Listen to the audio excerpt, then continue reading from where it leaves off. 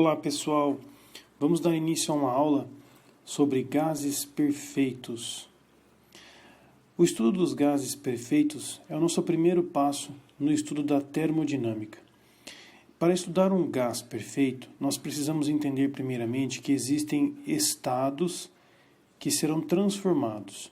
O gás ele pode inicialmente estar com um estado específico e que por conta de alguma transformação, trocas de calor, eu posso transformar este estado A para um novo estado B, onde as características desse gás estarão alteradas. Agora, feito essa transformação entre dois estados, como nós podemos medir e ter certeza de que houve alguma transformação, para assim estudarmos as transformações que ocorrem entre dois estados? Vamos tomar como referência apenas um exemplo aqui do ser humano. Para medir o estado de espírito de um ser humano, você pode usar esses 3 parâmetros: a vontade, a memória e a inteligência. A vontade vai fazer com que a pessoa realize algumas tarefas, algumas ações, e a memória vai fazer o banco de dados para ela conseguir processar todas as informações que ela tem, o que potencializaria a inteligência, por sua vez, que vai buscar mais informações, aumentando ainda mais a vontade dela. Bom, esses são parâmetros humanos, mas como que nós podemos fazer esta análise dos gases? Inicialmente, esses gases eles podem apresentar uma pressão. Por serem partículas pequeninas e nos conceitos de gases perfeitos, todos serão partículas sem interagirem com nada, elas podem se chocar com o meio, gerando uma força numa determinada área. Isso cria uma pressão, que vai gerar provavelmente algumas ações. Mas a princípio nós temos esse primeiro parâmetro, a pressão de um gás. Num segundo momento, você tem o volume por ele ocupado. Este volume por ele ocupado é uma característica muito comum dos gases, pois eles se adequam ao recipiente que ali se contém. E por fim, um último parâmetro que pode ser usado para medir o estado deste gás é a sua temperatura. Temperatura essa que refere a agitação e a velocidade, a energia cinética desta partícula, nesta mistura gasosa ou neste gás. Portanto, pressão, volume e temperatura serão os 3 parâmetros utilizados para que eu estude um estado, faço a medida da pressão, verifico o volume, consigo a informação da temperatura e faço uma transformação. Depois dessa transformação, repito a mesma medida dos parâmetros, verifico a pressão, o volume e a temperatura. Esses 3 parâmetros apresentam correlações muito interessantes e que, com a ciência, avançando nesses estudos, foi descoberto esta equação, a equação dos gases perfeitos, PV igual a nRT. Perceba que existe uma correlação entre os parâmetros, pressão, volume, por exemplo, são grandezas inversamente proporcionais.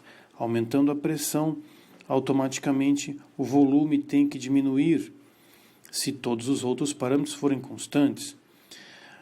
Também podemos entender aqui a temperatura relacionada com os outros parâmetros. A temperatura aumentando se aumentarmos a pressão, ou a temperatura aumentando se aumentarmos o volume, grandezas diretamente proporcionais. Existem esses 2 parâmetros na equação. O N, que é o número de mols, se refere exatamente à quantidade de partículas presente neste gás. Número de mols, este que pode ser calculado por esta fórmula: a massa do gás dividido pela massa molar deste gás que está sendo estudado. Outra informação é o R, constante universal dos gases, que, para um geral, apresenta este valor numérico nas questões 0,082 atm, litro, mol e Kelvin. A leitura da constante é muito importante nas questões, pois ela vai direcionar as unidades de medida e as suas grandezas no sistema internacional. Perceba que aqui nós trabalhamos com ATM, litros para volume, mols para número de mols e Kelvin para a temperatura. Por isso é importante recordarmos aqui a mudança de temperatura de Kelvin para graus Celsius, que às vezes aparece em alguns exercícios.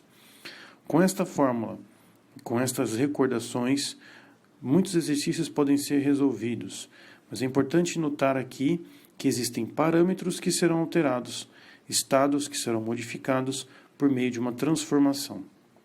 Nós vamos caminhando ao longo das aulas para entender a transformação, mas vamos ficar na análise dos estados inicialmente. Para analisar essas transformações, é importante ressaltar aqui que aquela equação PV igual a nRT, ela pode ser reescrita dessa forma: PV sobre T igual a NR, número de mols, vezes uma constante. E para sistemas fechados, nós podemos garantir, em um sistema fechado, que a quantidade de mols está fixa, não se altera, pois eu tenho a mesma quantidade de partículas que estão dentro de um recipiente. Portanto, sendo o número de mols constante e a constante por si só já é constante, isso indica para mim que este arranjo matemático, PVT, será sempre constante, desde que o sistema seja fechado. Portanto, eu posso alterar alguns parâmetros, modificar a pressão, ou o volume, ou a temperatura, mas este cálculo será sempre o mesmo resultado. Retratando, então, a situação de um estado A, que pode ser igual e deve ser igual ao próximo estado B. Uma vez que este cálculo é sempre constante, eu posso efetuar o cálculo num estado inicial A e efetuar esse mesmo cálculo no estado final B e igualar esses dois estados, uma vez que o cálculo PVT é sempre constante, independente se eu modifiquei pressão, volume e temperatura. Esta equação ela é muito importante para nós que vamos estudar as transformações, pois inicialmente teremos parâmetros e que numa transformação esses parâmetros serão alterados e determinados. Portanto, essa igualdade é muito importante. Desta igualdade existem alguns casos particulares que aqui eu resumi. Primeiramente, uma condição isobárica, uma transformação isobárica. Dessas análises que estamos fazendo, é uma condição em que a pressão é constante.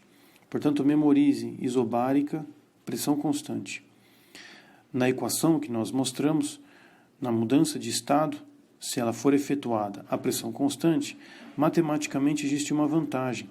Nós podemos eliminar a pressão, guardando apenas a seguinte relação, que o volume está para a temperatura, assim como o volume do estado novo está para a temperatura do estado novo.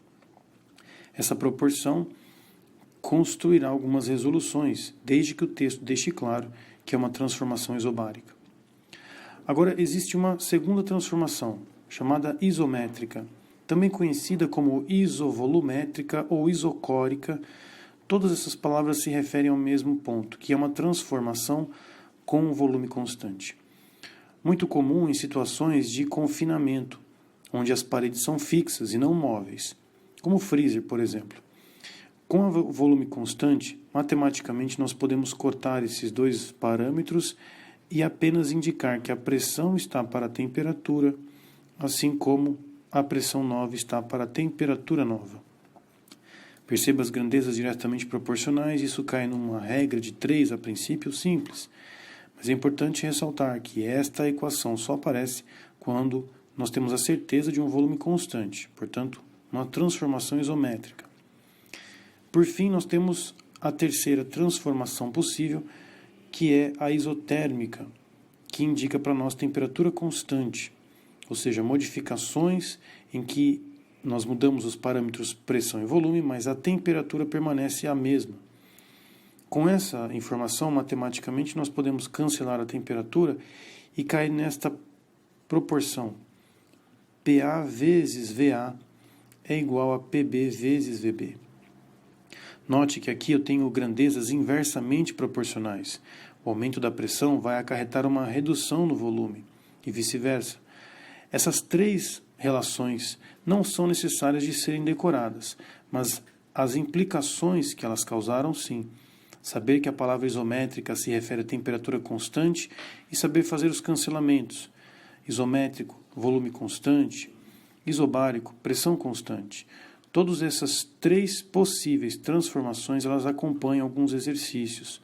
Sabendo esta fórmula inicial, você conseguirá desenrolar as perguntas que forem necessárias responder.